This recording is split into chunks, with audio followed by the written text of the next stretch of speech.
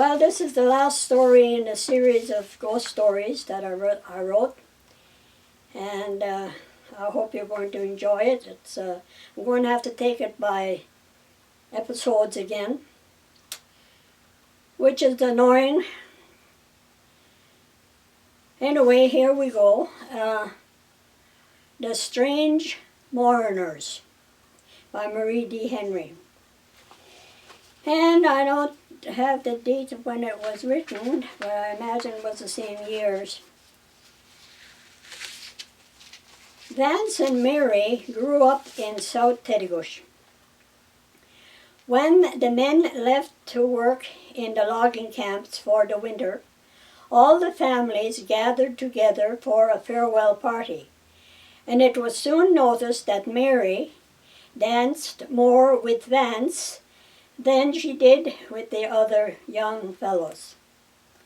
Vance was tall and muscular from hard work, and Mary slim and almost as tall as he was.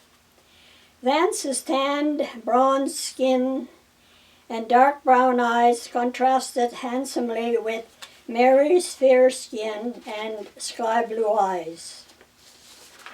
His muscular shoulders and narrow waist and hips aroused much dreaming among the girls of the community, that Mary was hard-pressed not to feel jealous.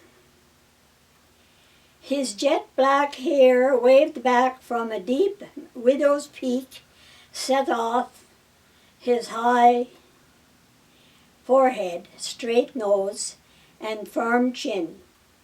And even though he could have any of the girls in the community, he knew which he wanted.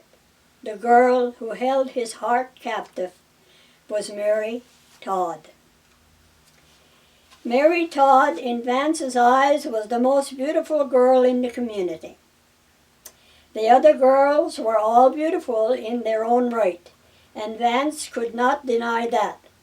But Mary was the love of his life. Her wheat yellow hair flowed like the gentle waves of the spring grass in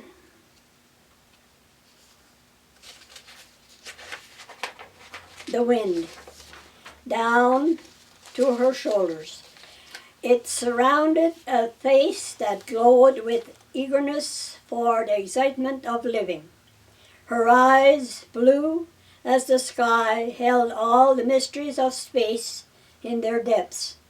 And when Vance looked into them, he was happy to have his heart overwhelmed by the love he found there. When her father and Vance were away, Mary kept busy like all the other women in the community, doing the chores that a farmer's family did. Though she worked hard, helping her mother with the other children in the family and doing the farm chores, she was always ready to cheer anyone who became lonely. If there was sickness in the community, she was the first to help. She missed the man she loved, but she did her work with a song on her lips. She knew that Vance missed her as she did him, and they would both long for spring that they could be together once more.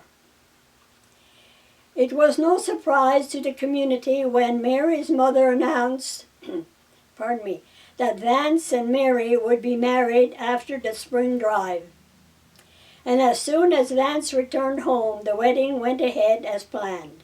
It was a happy affair, like all East Coast weddings. It lasted for days.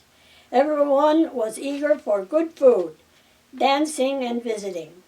And when Vance left the 1st of October to go back to the logging camp for the winter, Mary went about her usual work on the new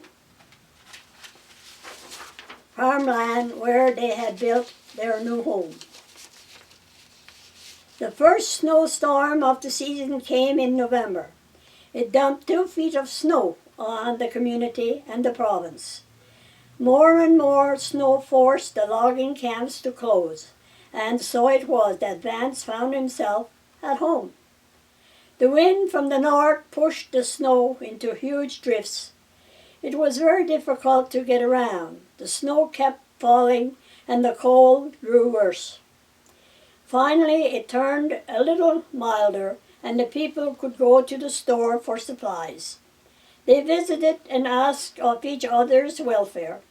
Vance and Mary also went to stock up on supplies and other essentials. They seemed to the folk of the community a well-suited couple.